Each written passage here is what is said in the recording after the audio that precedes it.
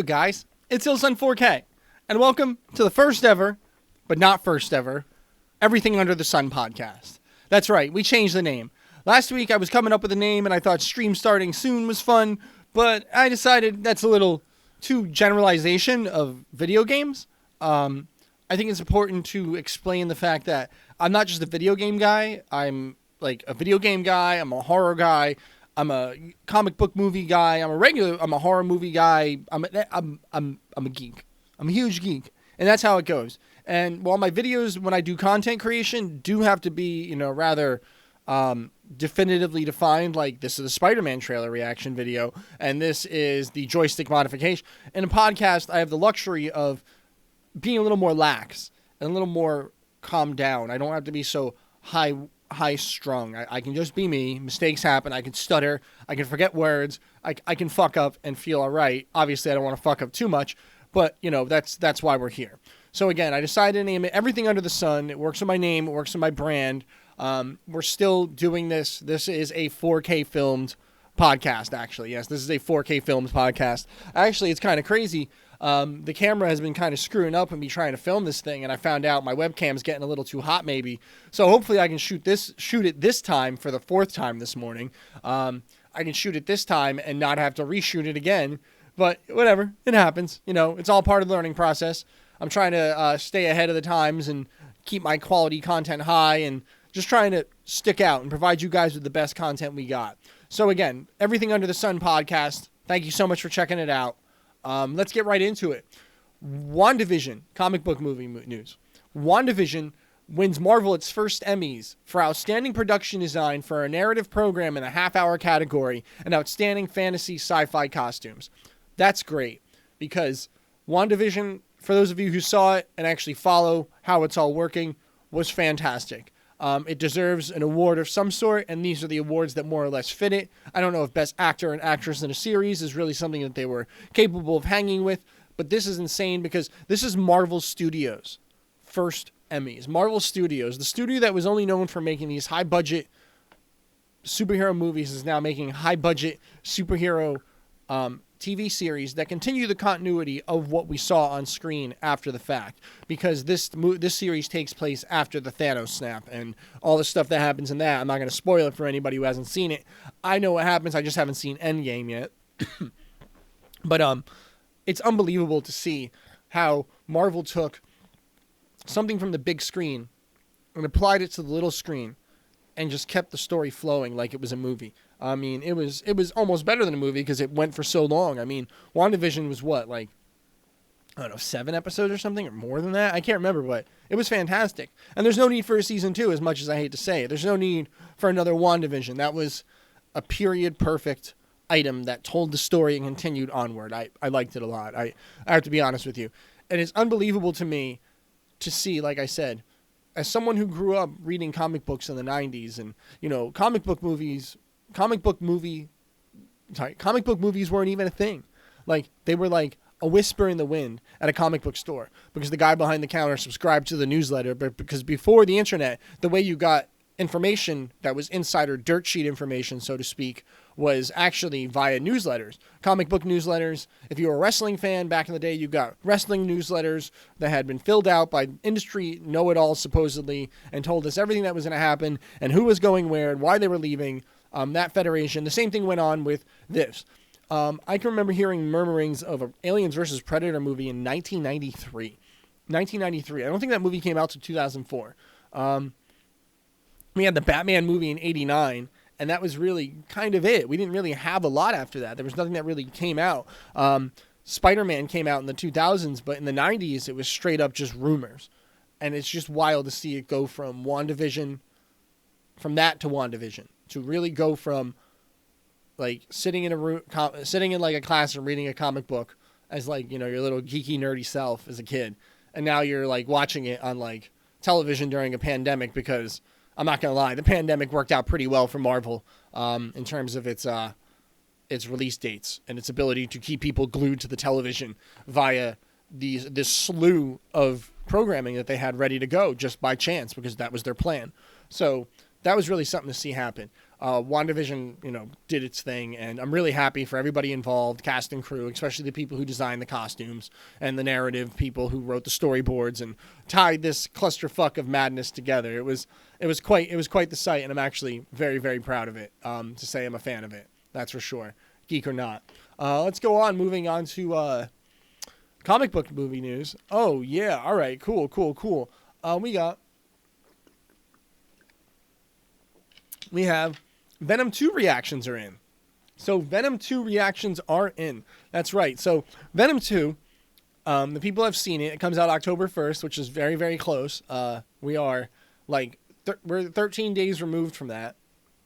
And it's going to be insane to see. But apparently Venom 2 reactions are in, and everybody loved it. High critic review. We'll see what happens when it actually gets released. Because I'm not going to lie.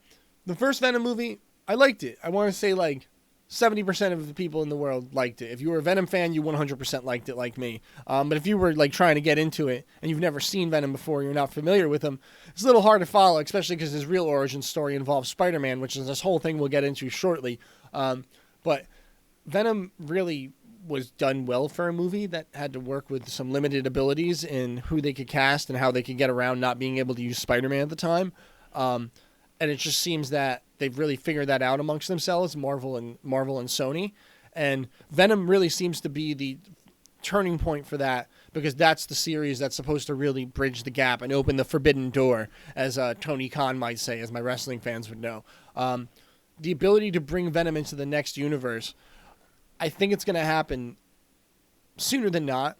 Tom Hardy was recently spotted wearing a Spider-Man No Way Home hat. And that's rather peculiar, because the only way to get a No Way Home hat, to my understanding, is to actually be on set and get the hat, because the movie isn't out yet.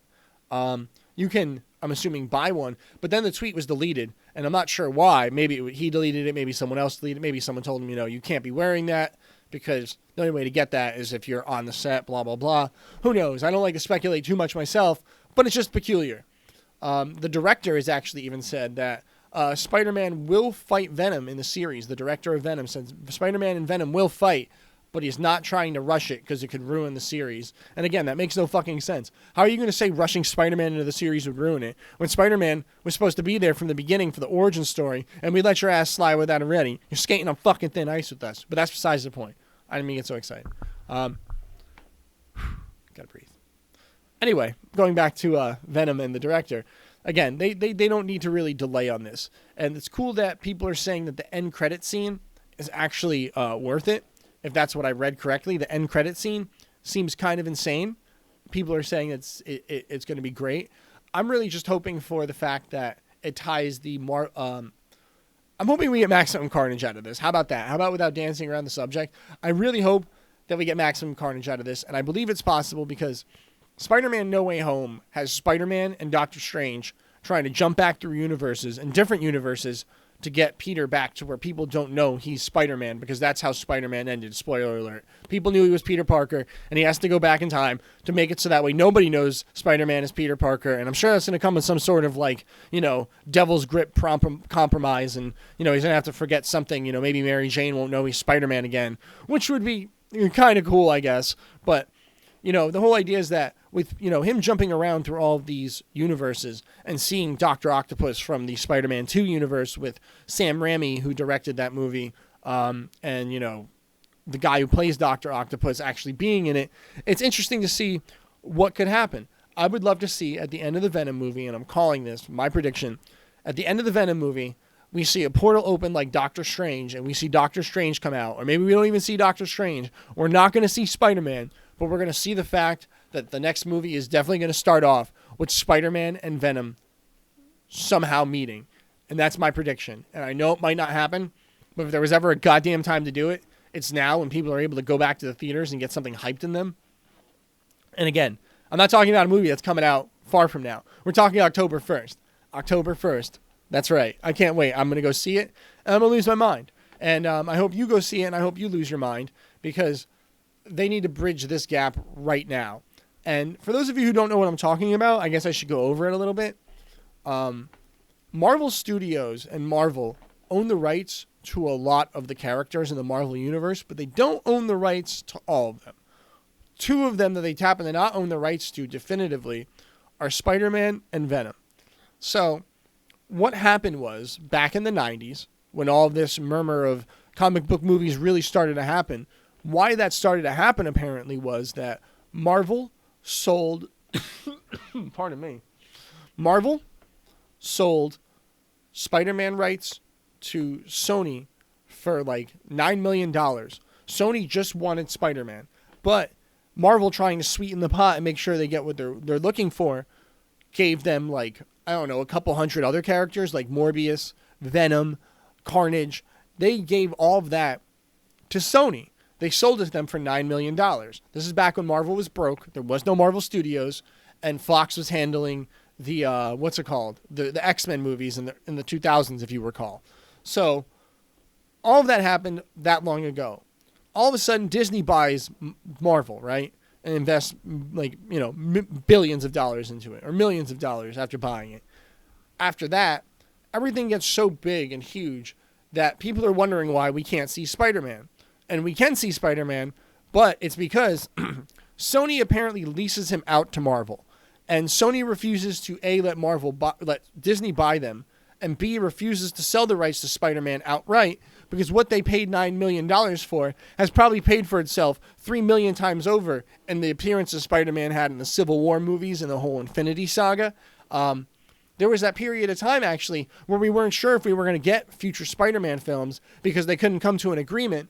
And the whole thing was really trying to, tie the Spider-Man and Venom universe together, and nobody was able to understand it. Marvel and Sony could not come to an agreement, and then all of a sudden, out of nowhere, like a butterfly emerging from a cocoon, a deal was made, and here we are at this point in the road. So I'm really excited and hoping that we get to see Venom and Spider-Man on screen soon, because it's been a long time coming. And the problem was that Sony owns the rights, movie-wise, not material-wise, just movie-wise, to a lot of characters, and Spider-Man and Venom are one of them.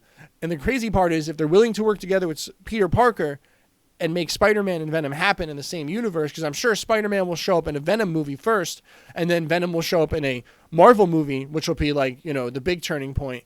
I would love to see a Maximum Carnage series come of this, even if it has to exist in the Venomverse, because I'm sure that Sony owns the rights to majority of the characters that would need to happen in that, such as Hobgoblin, Green Goblin, Black Cat. All the people that Marvel sold and threw away in the 90s that they wish they never had is now at a completely different crossroad.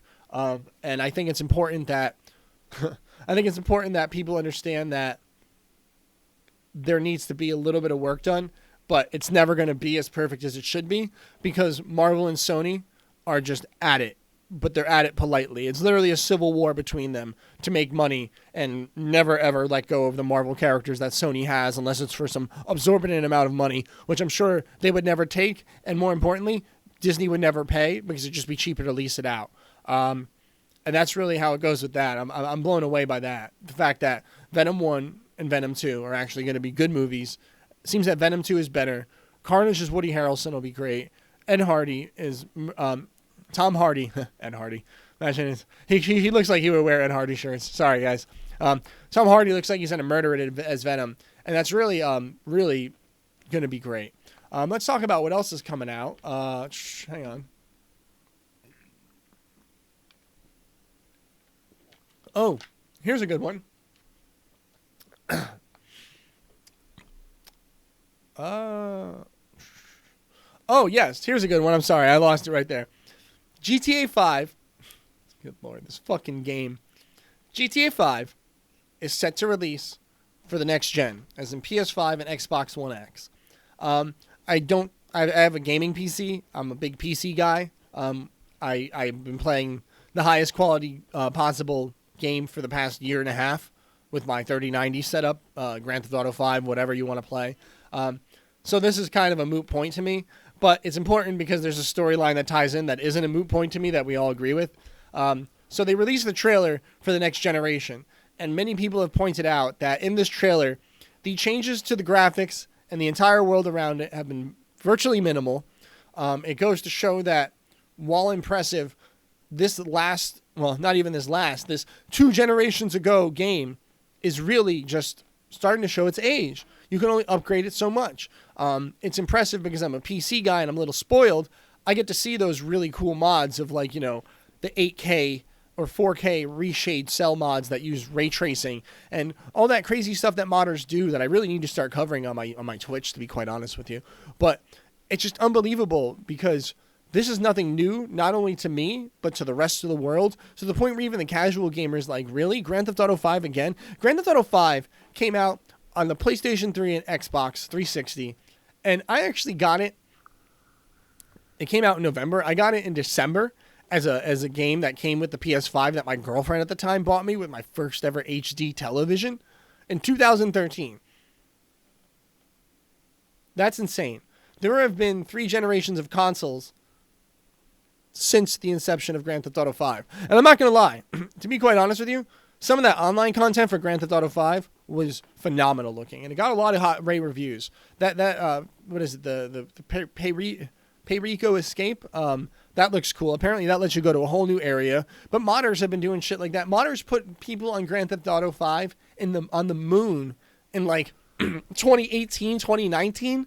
And it's just mind-blowing to me to see that they're re-releasing it again. And it's actually rather frustrating because the bigger point of this is, for those of you who know already, I'm just looking around for something. Apparently, as of this writing, the Grand Theft Auto 5 video had 120k dislikes and 30,000 likes. That's right. 120k dislikes, 30,000 likes. Because everyone's fucking tired of this. Everyone is tired of Grand Theft Auto re-releases. The online content, you can only do so much before you need to really get out of control with it. Because they could keep going. Don't get me wrong.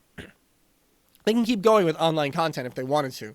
But the time has come to start really, showing us at least the direction of where Grand Theft Auto 6 is going. Nobody knows anything about it. We've heard 9 million rumors about it because it's been 9 million years since it's meant to come out. The last one I heard, literally 2 or 3 days ago, is that it's set in 1998, which is 1998 is, an interesting time. But how am I supposed to believe this? I've been told this was supposed to take place in South America. I've been told that, I've been told that it's supposed to take place in 9 million different places. And I haven't seen a single piece of information, nor has anybody. And it's just getting a little bit frustrating after 2013? That's 7 years now we've been playing the same game. Modders have been having fun with it, I won't lie. The PC guys, we get to play as King Ghidorah if we want to from Godzilla. We get to flood the city. We get to have a meteor shower. We get to have a gun that shoots sharks. It's cool. But again, even my friends have played it with me. They're like, all right, so what can you do outside of the mods? Can you play a new story? Is there new something drastic? I was like, not really. So outside of those heavy mods like the Vice City or 4K reshading mod, it's really a hard sell. It's really a hard sell for people. And I can't blame them. But that goes to show you it's time to start moving forward with Grand Theft Auto 6 because 120k dislikes on a Grand Theft Auto release is big fucking red flag. Gigantic red flag. You know how hard it is to make people hate goddamn Grand Theft Auto? Holy shit. It's impossible to make people hate Grand Theft Auto. I love me some Grand Theft Auto. I still love Grand Theft Auto despite the fact I'm tired of Grand Theft Auto 5. Matter of fact, I might play some after I'm done with this. I don't know. But I do know this is just, I agree. It's been said out loud now. Hopefully Rockstar takes notice and does something and releases this and starts moving forward with some other stuff or does some really innovative DLC to hold us over. But I highly doubt either of those will happen as they're making money hand over fist no matter what and how much we complain. That's just what it is. Speaking of Grand Theft Auto, though, to give you an idea of how much they're really going to just milk this and why I really think that we're not getting a Grand Theft Auto 6 is actually there's been massive amounts of rumors of a remaster of the first 3 games on PS2 coming out, which is Grand Theft Auto 3, Grand Theft Auto Vice City, and Grand Theft Auto San Andreas, which, of course, San Andreas is just something that needs no introduction. San Andreas is the standard that Grand Theft Auto games are still pretty much held to this day, and that's why Grand Theft Auto 5 stood and delivered so much, because it was pretty much San Andreas quality, but better. So the reason why people think this is actually happening is NVIDIA, which is a company that makes graphics cards for computers and other things, and more or less a company that is involved in making sure your game looks up to date, recently released a list of upcoming games that are coming out, and a data miner dug into the files and actually found that the Grand Theft Auto series remastered is a game that's written in this file. So it's not something that you would find right away out in the open, but apparently they found the Grand Theft Auto remaster files being written into a software that would be used to update your computer to run modern graphics, and more or less would apply to this game because it gets applied to every game. It's rather interesting because this means that there's a strong possibility, and it could not happen. It might be a mistake. Who knows? There's a strong possibility that before Grand Theft Auto 6 comes out, we will get a remaster of the first 3 games that modders will absolutely go batshit crazy on the whole entire time. That just goes to show how far this goddamn company's willing to go before it'll release Grand Theft Auto 6, because Grand Theft Auto 6 has to be the epitome of fantastic. It has to be otherworldly. It has to take advantage of next-gen hardware, and more importantly, the PC release has to really push the limits of everything. It has to be... Hang on. It has to be everything and anything that we all thought it was going to be, because a lot of games have come out and changed a lot of things about Grand Theft Auto 5, I'm sure, that people are just ready to see change in the Grand Theft Auto 5 series, assuming modders haven't changed it already, because you can't have modders have all the fun, and that's just how it goes. I can't help but agree with that. What else do we got coming on? Grand Theft Auto 5, Grand Theft Auto Remake. Very awkward. We have a price cut for the Switch in the European crowd, but not the US crowd, which is kind of telling of a past problem Nintendo's had before that I guess we should go over. And that is that Nintendo, when somebody does that in one region and no other region, it's mostly a sign that they're not having strong sales in that region, and lowering the price would be a good idea. But the fact they're not doing it in America with the Switch OELD coming out next month is kind of strange, because the Switch OELD is going to be a bigger screened, hardwired modem, better display resolution on the screen in addition to a bigger screen in handheld mode of a new Switch. It's not the Switch Pro 4K that we wanted. That's probably never going to happen, but that's another video for another time. But it's just interesting to see that with that coming out here, they wouldn't cut the price on the Switch, so that way people would feel more inclined to get it if they didn't want the Switch OELD now and save money. But that's always been a problem for Nintendo, and it's a problem that actually has gone back to around the 80s, when Nintendo had the great boom in America with the Nintendo in 85 and onward. It actually had trouble in other parts of the world being able to, what's the word I'm looking for? Duplicate the same success. And the reason why was because, what was the problem again? Oh, yes, that's right. In America, to release video games, you could either release for Nintendo or you could release for no one. Because Nintendo had a stranglehold out here where they would make their partners or their video game people, the companies would have to sign contracts where it was like, you have to pass our seal of approval, you have to pay X amount of dollars for our seal of approval. And in addition to that, you can only release this game on Nintendo. And there's no way you could release it on any other platform. In America only, you could release it wherever you want in other places. And most people agreed to it because Nintendo was so lucrative at the time that a one-man army literally held and changed the entire video game revolution. But meanwhile, in Europe, the Sega Master System, which was before the Sega Genesis, which also existed in America but was struggling out the ass, existed in Europe. The Sega Master System sold a little bit better than the Nintendo, or the Famicom, as it was called over there, by a good bit. And it wasn't surprising, because actually the Sega Master System could display more colors on screen, and it was a decently bit more powerful engine. It made games look a lot better that were on it. The Ghostbusters game is a great example. If you ever watched that video, the Ghostbusters on Nintendo versus the Ghostbusters on the Sega Master System are two entirely different things. I can't get over the fact that it's still a bit of a problem today, because Nintendo couldn't get over back then, and they seem to be having trouble getting over now in Europe. I think even the Nintendo 64 days, that was strictly an American boom. It wasn't a worldwide one. Zelda and Mario 64 moved a lot of units, but outside of that, it wasn't a really powerful system outside of America. And in America, it was actually just an overinflated affair. So I'm definitely interested to see how they're going to change that for America and what they plan to do over here, because Nintendo's doing great over here, but it's been kind of a dickish company lately. So I'm not surprised that they're not lowering their prices. But anyway, the Switch OELD comes out in October. Let's talk about other things that are coming out in October. What do we got here? Yes. In October, we have Back for Blood coming back, which I can't wait for. That's a game I got to play the beta on, and I was really happy with that. The open beta was really cool. A little clusterfucky, but I'm excited to see that in October. We're going to have a good shoot-'em-up zombie game that's PvP. And if anyone wants to, join and build with me on that, please let me know and hit me up in the comments or message me here or on my Twitch or wherever you want to hit me up, because I'll definitely be playing that on my Twitch. I'm excited to hear that. Games that were supposed to come out in October but did not is an interesting topic. Let's go into that one. Let me take another sip of water. We were supposed to get Dying Light.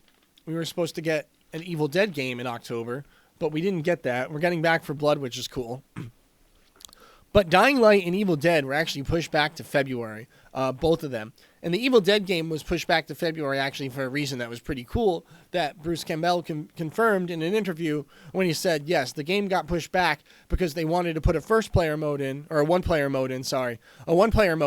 and make it so that way people could have a storyline and play as Ash and go through the motions instead of just being like, I don't know, kind of a throwaway PvP game. Because that's what you're basically making it if you don't allow the concept of Ash being able to have a storyline and something we could play through, and not just something that I always have to play with bots or something that I always have to play online. That's cool and stuff, but there's no need for it. I think it's really awesome that we're going to get a one-player mode, and we're going to be able to hopefully unlock things, and you'll be able to see who gets what skin by how far they've gone, because, there's probably going to be characters that you unlock in story mode and characters that you unlock in multiplayer mode, because that trailer we saw last year on Halloween, I don't know if it was actual gameplay footage, but it was gorgeous. For beta footage, that was beautiful. And it's a whole year later, and it looks like it's probably going to even be more beautiful the last time we got an update video with Bruce himself narrating the video and telling you about all you could do. And the game just looks fantastic. And the fact they're delaying it doesn't bother me either, because another game that's a horror game that I'm kind of sad got delayed, but I'm all for it, and I'll tell you why that got delayed, is Dying Light 2. Dying Light 2 got delayed till February, and I think it's important that we understand, after seeing the disaster that was Cyberpunk 2077, and I'll be honest with you, I played Cyberpunk 2077 when it came out on my 3090 10900K setup, and I had zero issues with it. None. Absolutely none. I had like the weird glitches sometimes where like maybe someone would walk through the floor, but I never had anything really bad happen. I never saw any of the really crazy or cool glitches that I saw happen to other people happen to me, but that's because I had a rig to run it and I wasn't messing around at all. I, 1000% made sure I was ready for it. But what I didn't anticipate was how shitty it was going to run on my friend's PS4 and, a whole bunch of other shit and lesser computers by a good bit. And I think it was a great reminder that crunch and promising things that you can't deliver on for a game that literally had over 8 years of development is what happens. That's what happens. I don't know how to say it any other way. I'm using all sorts of improper wording here, but that's what happens when you overpromise and you skip through generations and you try to make something work across 3 generations that can't work across, more than 2, if that. And it's just a sad thing that had to happen. But things like this happening give me hope for the future, because that means that Dying Light 2, which will be a fantastic game, the videos and the gameplay footage that I've been watching, the new stuff is even better than the stuff I covered in my reaction videos. It looks phenomenal. It's unbelievable what happens when you give a game just a few more months of polish and you really know what to do, because like I said, Cyberpunk has changed everything. The way video games made, it will never be that crunch-worthy again. People will never tolerate being used like that for a long, long time. I'm sure it still happens to an extent, and it will always happen. It happens in every industry, but crunch will never have to make people promise and underdeliver on a game ever again. And I'm all excited for it because, like I said, the Evil Dead game looks great. The fact I can play as a good guy or a bad guy in PvP looks awesome. But I'm really excited for that one-player mode, and I'm really glad to know that's why it's getting delayed. And, Dying Light 2 needs all the little extra polish you can get because I want it to play exactly how it looks in all the gameplay footage. I'll be playing that in my stunning 4K mode. You'll be seeing me playing both on twitch.tv/Ilsun4K on Total Terrathon Thursdays and other days. Speaking of Twitch, we'll talk more about my status on that later. I can't believe that... what was I about to say? I lost my train of thought, guys. I'm sorry. Let me take a look at this. We went over GTA remasters cost $365 million to make. All right. Yeah. Oh, also, last but not least, I'm excited for October 7th. Speaking of Evil Dead, I forgot about this.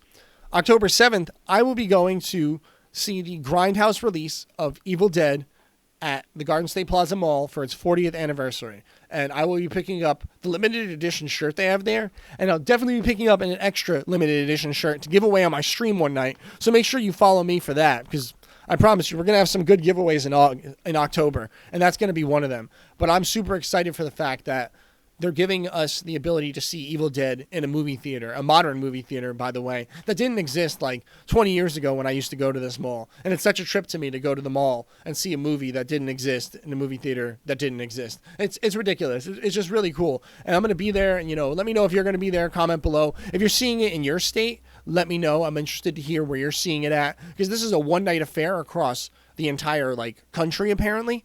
7:30 showing, one night only. Thursday, October 7th at your local theater.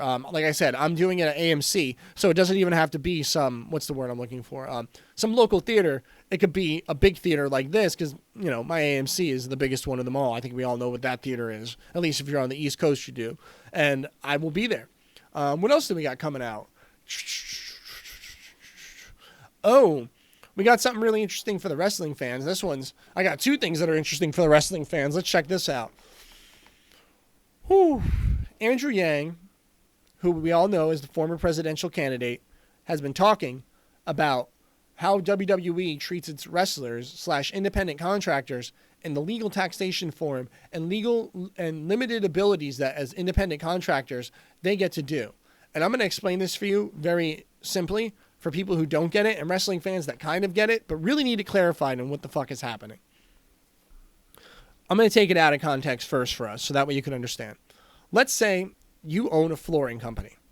You own a flooring company and you have multiple vans. So you could do multiple places, right? Your company could be in multiple places at once. You're the boss and you tell people where to go. You are an independent contractor. People hire you to do things in their houses, which is flooring. Great. We understand. Picture if you went to go work at somebody's house and they told you, I'll sign the contract for you to come work at my house, but you can't have any other work anywhere else but my house until you're done with this contract. As in, if it takes you 4 days to do this house, you can't work anywhere else for 4 days but this house, even though you have 4 other trucks. Doesn't make sense, right? You have one van to take care of one thing, and then you have multiple vans to take care of other things, which is the same thing, which is flooring. You understand me? And that doesn't make sense. I would never sign on to that, and I would never take it because I wouldn't have to. Moving forward, how this applies to WWE is this. There's a new federation out called AEW, which allows its independent contracted wrestlers to work in other promotions and make money in other ways, such as Twitch or whatever. This makes sense because they're independent contractors and they don't directly work for AEW. They work independently and they can work elsewhere. They can work matches in New Japan, Ring of Honor, wherever they can work matches. In WWE, they do not allow that, but they're still treated as independent contractors. So be aware that when you're a wrestler and you're an independent contractor, just like if you owned a flooring company, you'd pay for repairs to your van, you'd pay your workers, you'd pay for, driving. When you're a wrestler, that's amplified by a lot, which is why you're paid a lot, but you still have to handle the fact that you have to handle your rental car, you have to handle your own airfare, you have to handle your own lodging, so you have to pay for your own hotels. You have to document all of that and get it written as a tax write-off. In addition to that, WWE does not allow their independent contractors to work elsewhere, which is illegal.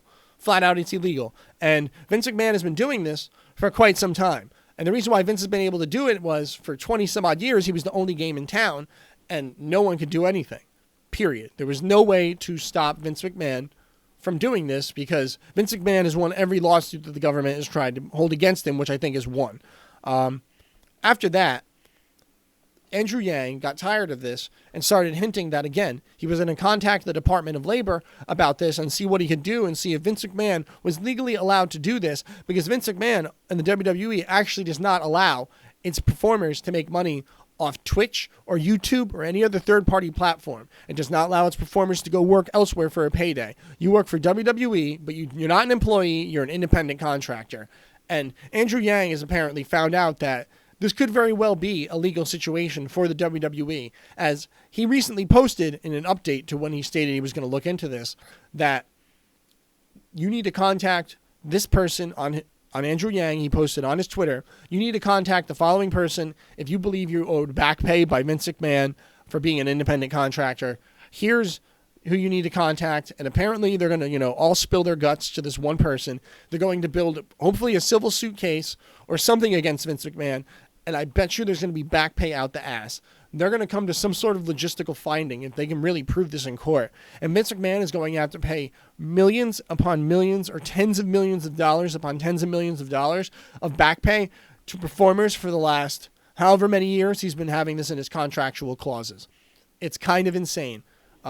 Back in the old days, Vince McMahon Sr., Vince's father in the WWF, actually used to contractually own Andre the Giant, and he would rent him out for events, and Andre would get a cut, and he would get a cut. And that was an interesting affair, but that's not how it works anymore. And now that there's another place for wrestlers to go and feel safe, and actually there's quite a few places for wrestlers to go and feel safe, to be quite honest with you, they can now file a lawsuit against Vince McMahon and get their back pay. This is going to be really interesting because you have these guys on Legends contracts with Vince McMahon who are more or less, still getting paid by Vince, but could very well be subject and victim to the affairs that this lawsuit is seeking out. So we're going to see a lot of, betrayals. We might even see a dark side of the ring on that, and we're going to get into that next because that was fucking insane. There's going to be a lot of interesting things to come of this if it actually goes through. We probably won't hear anything about it for the next 6 months to a year. But the fact that there's somewhere for these guys to go and get their back pay on is amazing. Because I'm not going to lie, as I get older, I found out Vince McMahon is actually really kind of a terrible person. Really, there's no need to explain how awful he is and the things he's done. And, Owen Hart's death and that TV series, Dark Side of the Ring, which we're about to get into, really shows how heartless and vile the guy can be when it comes to making a buck.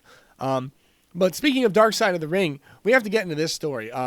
This is kind of insane because this is a story that when it happened, I was around 16 or 17 and I was sitting in front of a computer and I read it when it happened. And, at the time it seemed kind of humorous to me, but I didn't understand the depth of what really had happened on this plane. So, what had happened is, in 2002, when WWE was pretty much still riding the wave of buying out all of its competitors and being the only game in town and providing great quality content, even though it was starting to downfall a tiny bit, they went over to Europe and did a pay-per-view called WWE Insurrection.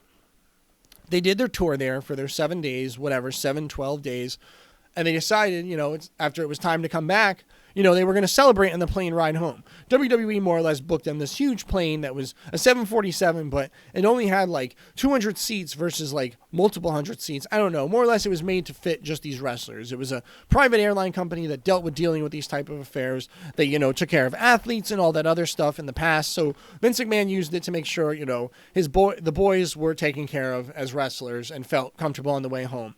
Anyway, plane ride gets delayed 8 hours. They go through 3 liquor carts of booze, and they're all fucking rowdy drunk. And all of a sudden, they finally take off, and they're 30,000 feet in the air, 3 liquor carts deep, with more coming on the way.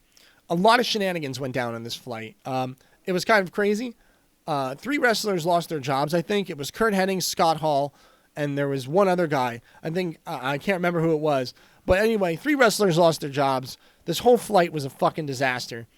And the worst part is, probably the most heinous act of them all on the flight seems to have come from, unfortunately, the legendary Ric Flair, who had a habit of, back in the day, amongst the boys, getting naked and throwing his Ric Flair robe on and strutting around in front of people and freaking out the boys. And that's one thing when, you're one of the boys and you're freaking out, the boys being weird. But it's another thing when you do what happened on this situation, and it involved a woman against her will, apparently.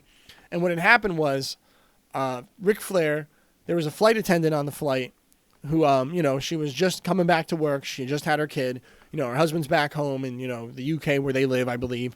And she's on this flight with all these wrestlers, and all of a sudden, Ric Flair comes in while they're 30,000 feet up in the air, and she's in the back room, trying to get drinks for everybody and food. Ric Flair comes in with his outfit and starts strutting right up to her and starts really, putting the moves on her. And let's be aware, Ric Flair's a guy who once told a story where, he had it with basically 3 airline stewardesses at the same time over a robe. So maybe he thought he could relive his glory days. But as he learned here, Ric Flair from the glory days, he is not. The woman who is in this documentary that actually, confirms the stories and tells her side of the stories. Man, this is rough. I feel bad for her. But this had to be done. She more or less confirmed that Ric Flair, did approach her like that, naked under the robe, and had more or less told her to touch his stuff as he was gyrating it like, a helicopter. And she wasn't having it. And eventually he took her hand and grabbed it and made her touch it against her will. And it was pretty fucked up. And, at the time, people were like, it's Ric Flair being Ric Flair. But this really, was a shocking story to hear from the victim because, who wants to hear that? Who wants to find out that Ric Flair really is as bad as Ric Flair was, a confirmed story. She would later go on to, after the airplane landed, she would go on to later sue the WWE and I believe Ric Flair, and they settled for an undisclosed amount of money, she said, because her husband, didn't really want to make a big media thing of it out of a trial. She should just take the money. So she took the money out of court settlement, as most of us would if, Vince McMahon was trying to make us be quiet. I don't really understand why anybody would be surprised that she went that route. But, more or less, Ric Flair didn't even get reprimanded for this at the time. Ric Flair didn't even get punished. Ric Flair was kind of the locker room leader at the time alongside The Undertaker, but a little bit more than The Undertaker because he had the seniority over him. And Ric Flair got in no trouble. And even Jim Ross in the Dark Side of the Ring documentary, said, does that sound like it makes sense to you folks? I don't know. It doesn't make sense to me. And, this has caused some repercussions for Ric Flair, and rightfully so. If this is really what you do, you deserve to get repercussions, especially if you got away with it for, nearly, we're pushing 2 decades on this story. He gets away with it. He's currently involved in a car insurance commercial, and I can't remember the name of the company, nor do I think they want to have their name said, so it's a good thing I can't remember. Ric Flair was currently doing commercials with them, and they decided to pause the relationship.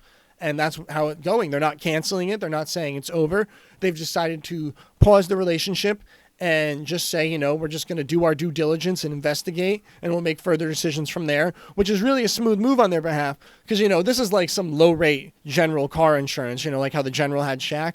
When you're trying to sell car insurance and you're not one of the big 3, like Progressive, Allstate, I don't know what you have in your areas, but over here we have Progressive, Allstate, and a few others.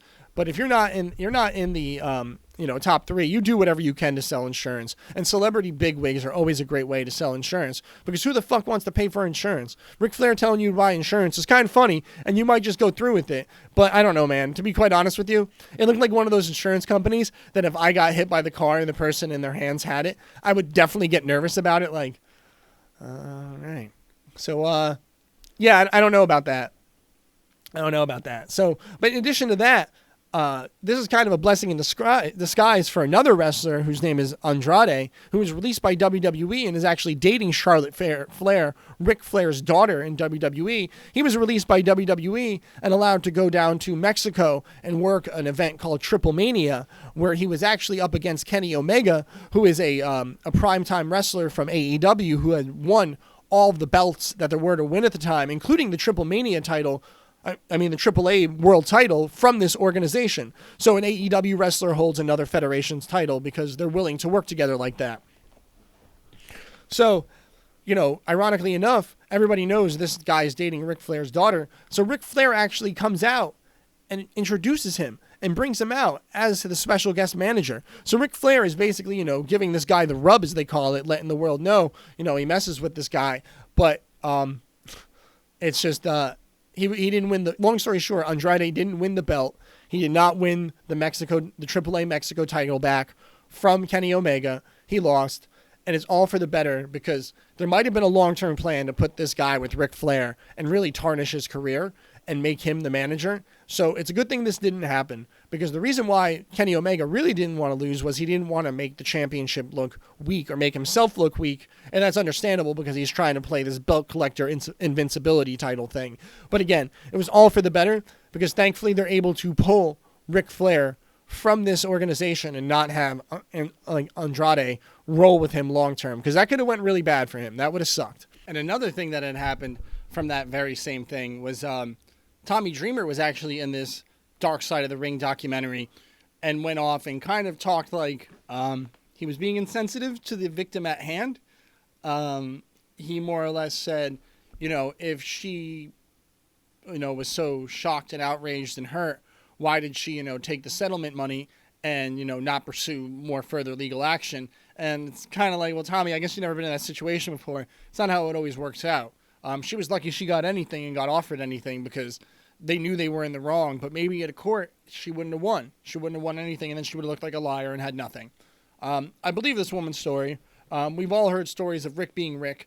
And long story short, Tommy Dreamer, who works for Impact Wrestling, after they viewed his comments, said, Tommy Dreamer has been suspended indefinitely and, been asked to leave the area of where they film Impact in Florida. So they don't even want him on set. They don't even want to see him. They don't want to associate with him, because it's damage control for what he said against the victim of a person who was basically, sexually assaulted. And that's what happens. And he's since apologized, after making the statement. But the fact remains, that's just not something you could say in 2021. And the fact that you're able to really sit there and think you could say those kind of things and have to apologize and say you didn't mean to hurt anybody's feelings says a lot about what people, perceive as offensive and not offensive in situations like this. And it's just a situation where, one person acted inappropriately, and then 20 some odd years, someone acted inappropriately again, discussing the topic at hand. And both those people are dealing with what happens when you do stupid things. It's called being held accountable for your actions. Some people call it cancel culture, but it's being held accountable for your actions. I don't know. I grew up, it happened to me all the time. I was constantly in fucking trouble for things I said and did that were stupid. Not racist or ignorant, but just stupid. And that's that. And that really breaks my heart. So we need to pick up the topic here on an upswing. What do we got?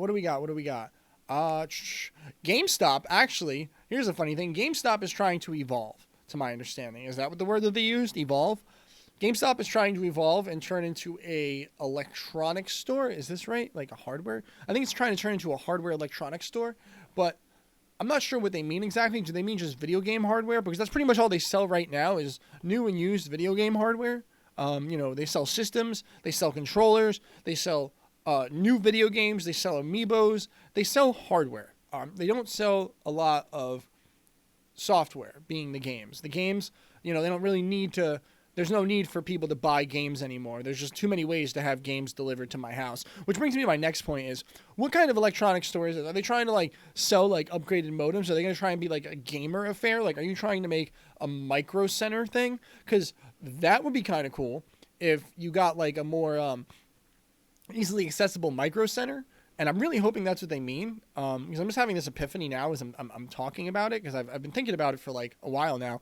It would be kind of cool if they had a PC store like that, a place where you could go and buy, graphics cards, right? Graphics cards, buying those in a store, imagine. They need a place where you can do something like that, and it's not so limited. Because I'm actually very fortunate. I live next to Micro Center. I live up the block from fucking Micro Center. I live literally what is it? I live a 15-minute drive from the Micro Center on Route 20. So I'm kind of blessed like that. I don't have to take trains or anything to get to it. I know people in New York City, not too far from me, have to really hop around to get to Micro Center. But again, most people who hop around and can't get to Micro Center will just order that shit in bulk off Amazon. When I built my PC and I did my whole custom closed loop affair with my liquid and all that stuff, I went to Amazon and just, plunked down maybe half of what I would have spent in a store. And let me just make sure my phone's not ringing. No, it's not. I plunked down maybe half of what I would have spent at Micro Center, on fittings, just because it was cheaper. And I didn't have to wait. I didn't have to go to the store. I didn't have to drive out to Patterson. I didn't have to worry about... Patterson, by the way, is where Fetty Wap is from. I didn't have to worry about anything except when it was going to show up and, you know, how much it was going to cost me. So I did all that. And I think it would be cool if there was a way to provide a Micro Center store, which is like a store literally where you walk in and you can build a PC in the store. If they could provide something like that on a mass scale, as big as they are and as many of them as there are, that would be an interesting competition. And that would be a great way to evolve and change into a better unit for themselves. I don't know if that's what they mean, but I think that would be kind of cool because right now getting systems is impossible. Barely any store actually stocks a brand new PS5 or Xbox One S. And when it does, it's like, that's it. It's up there. I just can't get over how wild it's become. And the fact that GameStop is still trying to figure out a way to survive is always admirable because they're a company that kind of got greedy and fucked it all up for themselves, as we all know. And then they tried doing that whole classic gaming thing. And that's a whole bunch of other shit you can check out on YouTube. Because when they tried to do the classic gaming thing, they were getting fucking scammed. People were putting like fake repro labels on like Madden 94 cartridges, which are extremely common games. And like sending it in as like a Chrono Trigger, which is like, I don't know, a $300 game just for the game alone, like out of box, no box, no instruction manual, no nothing. It's like $300 or some shit like that. And they were just getting fucking swindled. People were buying them and putting them in their system, and it wasn't the right game. It was some shit. It was some shit. But yeah, it's interesting to see GameStop trying to survive. Let me take a look. I think we're almost out here, folks. I think we're almost out. Dying Light 2 was added until February. We did that. Yeah, I think the last thing... Oh, no, okay. In horror movie news, I don't know who's into horror movies. This is an interesting one. I'm a big fan of anthology horror movies, and this was a pretty goddamn good anthology horror movie series, even like the final one, as it wasn't the greatest. The first one still is the best, but VHS 94, a sequel to the VHS series, is in the works. And I don't know if you know what VHS is, but I'll break it down for you. VHS is a series of found footage films that are usually somehow disguised with a main character not in any of the films, outside of the films, watching the films in a row. Like, it'll be a guy sitting on a couch somewhere. Like, I think one of them is a guys who break into a house and they start watching tapes to see if there's anything on the tapes, which is totally what you do when you break into a house, so I might have that wrong.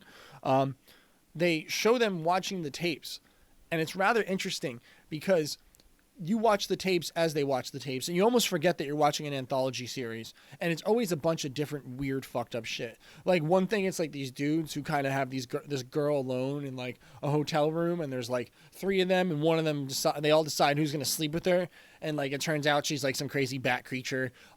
It's really, really good. It's really well done. I watched one of them with my friend, who's a big horror movie guy, like probably the better part of like 9 years ago. And he was like, this is insane. It was the one where the baby turns out to be the devil being born out of the woman. Yeah, this is a fucked up series. And I haven't seen this trailer, but it's out there. And I'm really excited for it because, like I said, anthology movies are some of my favorite movies. I love Trick or Treat. I loved the fact that Halloween 3 was actually supposed to be the first of an anthology series in the movies, because a lot of the Halloween movies after Halloween 3 were pretty fucking awful, like 4, 5, 6, and H2. They were all pretty bad. It was all very, very, very disturbing. Sorry, I went somewhere. So I'm excited to see that VHS 94, which I'm assuming takes place in 1994, so it would have to be on VHS cassettes, will be good. I'm excited for it. I don't know when it's coming out. I should have this information, but I don't. Let's see how good Google is. You know what? I need to make a segment where we ask Google. Let's see. Hang on, wait. When is VHS 94 coming out?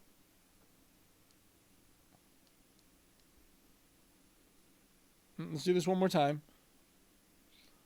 When is VHS 94 coming out? I said, when is VHS 94 coming out? Answers. Oh, the answer's October 6th. Wow, October 6th, 2021, VHS 94. Oh, shit. We'll be doing a video review on that, too. Fuck, that's dope as shit. Fuck, I need to stay on top of these things more, people. That's why I'm here. That's why I have this. I'm supposed to be keeping you updated, and here I am, fucking around with my phone on the podcast, just like all my ex-girlfriends said I would if I ever try to do something like this. Well, also, let's talk about, unfortunately, the passing of Norm Macdonald. Norm Macdonald was a really, really classic stand-up guy. I think he did Burt Reynolds And he did a lot of really subtle deadpan type of humor characters that were very well executed. I still remember him mostly. I wasn't huge on his work, but I'm a huge fan of what I saw. I'll never forget in like Deuce Bigelow, Male Gigolo, where he plays, the bartender, and Deuce tries to give the drink back because it's too much money. He's like, "How about this? I shoved this swizzle stick up your pee hole," and I was like, "Well then." It was ridiculous, and the world lost a very funny comedian. I know a lot of my friends were really into Norm Macdonald, and they posted about it. So I figured I really needed to cover that because Norm Macdonald was a very funny individual to me. I think he was great. I think he actually did the voice of. Did he do the voice of Death? Hang on, wait. Let me check that out right now. Did Norm Macdonald do the voice of Death? Did Norm Macdonald do the voice of Death? Why does it say Jeff? You're really fucking this up for me here. I hate this. All right. I don't know. I guess not. Did he? Yeah, he did. Norm Macdonald voiced Death, and Death is a bitch. See, I knew that. I just had to search it. Sorry, guys. That's why I like a podcast. I can do that, and I can just pull it up. Because if you're at this far along in the podcast, you're probably pretty fucking bored or trying to go to sleep. And I don't know how you find it possible to go to sleep to my voice. But, just so you know, yes, Norm Macdonald was Death and played Death in the episode of Family Guy, Death is a Bitch. And rest in peace to Norm Macdonald because he's one of the originals, one of the greats of the 90s, and really, really, really made a lot of things happen for the Saturday Night Live cast with his unique style and his individuality and, again, the Burt Reynolds. Oh, man, the Burt Reynolds. So let's see what else we got. I think we might almost be done here, folks. We might actually hit an hour this time. I need to work on going a little bit longer than an hour. That's what she said. And I will make it happen. But let's see. We did GTA 5. Yeah. I think we're pretty much done. Oh, wait. No. I take it back. Gamecube Turns 20. That's one I would have been mad if I missed. Holy shit. Gamecube Turns 20. That was an interesting system. It turns 20 in Japan. I think it came out a little bit later for us in America. But GameCube was an interesting combatant in the, I guess you could say, what is that, like fifth generation. It did its own to try and really hang with the PS2 that had come out the year before. And, hang on. It really did its best to hold its own against the PS2 that had come out the year before, and as well as the Xbox. And it wasn't better than either system, but as usual, it had its unique Nintendo games, except for the fact that it didn't really learn from the mistakes of the N64 100%. It learned from a little bit, but unfortunately, it didn't learn from the strongest point of the N64, and that was like an unbelievable launch title, which was Mario 64. It took a while to get Mario Sunshine out, and then when it came out, it's like, okay, so it's a Mario game, and this is fun, and it's unique, but this isn't the Mario game for this, right? Like, you guys have plans for a bigger Mario game, right? And the answer was no. We never got another really good Mario game again until, like, Super Mario Galaxy, which apparently is N64 Mario quality. But it was interesting because the games we did get on there were cool. We got the Metroid game, which was a lot of fun. And then we got Smash Brothers, which is Smash Brothers. I think Melee was one of the greatest Smash Brothers installments ever. They still have fighting tournaments using that game to this day. And I don't see why they wouldn't, because the engine was fantastic at the time. The engine truly took what happened on the N64 and advanced it. And like I said, they did learn, but they didn't learn. They had like a Metal Gear Solid game on there, which was cool because it was a remake of the first one. But like people started pointing out that like GameCube just kind of seemed like a high-res PS1 graphics in most situations, especially when you look at the ports across the three systems. A problem Nintendo still has to this day. But games like Pikmin, Luigi's Mansion, even though it wasn't the greatest installment of Mario, Super Mario Sunshine, a lot of those are really unique games. You had your Mario parties. It did learn from the N64 by having the 4 controller ports and letting people play, Mario Party and the Mario Kart Double Dashes. They definitely had their fun with it. Super Mario Strikers was one that I had a lot of fun with myself. I was dating a girl at the time who was into soccer, and Super Mario Strikers was just a game that, we had to play, and we had a good time with. I really remember the system being enjoyable, but I definitely played my PS2 and my Xbox a lot more when I had all three back in those times. But I couldn't put it down when I wanted to play like Smash Brothers, or I wanted to play what else came out for that was really good? WrestleMania 18. Oh my God, me and my friend loved that game to death. Holy shit, making me remember WrestleMania 18 was the reason me and my friend ended up getting a GameCube. We went and got jobs up the block, and we went and got shoe shining jobs, and we got WrestleMania 18 and GameCube. But I bought the GameCube a week before WrestleMania 18 came out, and I had bought Smash Brothers. And, you know, I was losing my mind to that shit.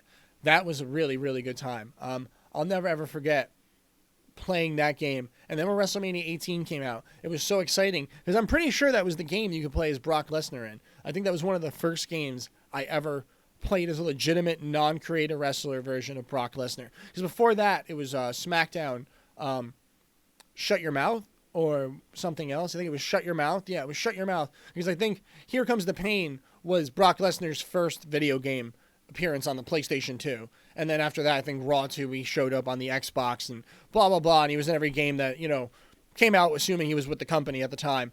But that was a big deal to me and my friend. And we really liked that. The summer of 2002, what a wild summer that was. That just had like the background music of that game, which I'm not going to lie, I can still hear in the back of my head today, all these years later, playing around. And it was a good time. The GameCube was definitely a fun system. It continued doing what Nintendo did best, and that was less with more. The Wii came out after that, and you know it wasn't that great, but it was a huge hit. It was a huge hit, but it was a little bit of a lacking console. But I want to say that if I had to look back on it and give like my final thoughts on the GameCube, it really did learn a lot from the N64, but it never had any of those crazy N64 standout titles. The Zelda game was pretty good, but it just lacked from being almost too cautious in its own way. But it was still one of the best systems I played. I love it. There's nothing wrong with the library or the games. The unique games are really, really fucking tripped out. And I suggest anyone who's thinking about playing it, go take a look at it and watch some YouTube videos of it at the very least. And I think that's it, ladies and gentlemen. That's really it. I just want to say thank you so much for checking out Everything Under the Sun podcast. We're still working on it. My second time doing this. I actually had to stop halfway through because I had some situations that I had to handle, moving my car. And here we are finishing it up. And we made it. We made it a little bit over an hour, and I'll try to work on making it more. I try and pick up as many stories as I can, as well as remembering some things on the fly. I try to really put my effort into this, so I'm really glad you're here. Make sure to like and subscribe to the channel if you haven't.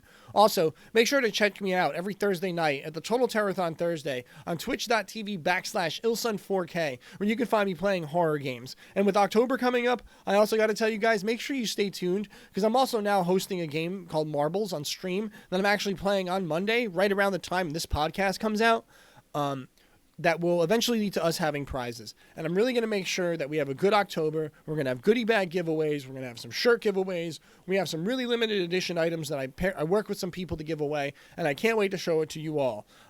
It's definitely going to be a grand old time. I had my phone ringing right there. It's definitely going to be a grand old time, and I can't wait to see you there. So make sure you go to my Twitch and follow me. I just hit affiliate status, so I'm able to start generating income to put back into the stream and further benefit it, even from its high quality status now. So again, it's Ilsun4K. Thanks for rolling through. Hey, make sure to like and subscribe. I'll talk to you soon.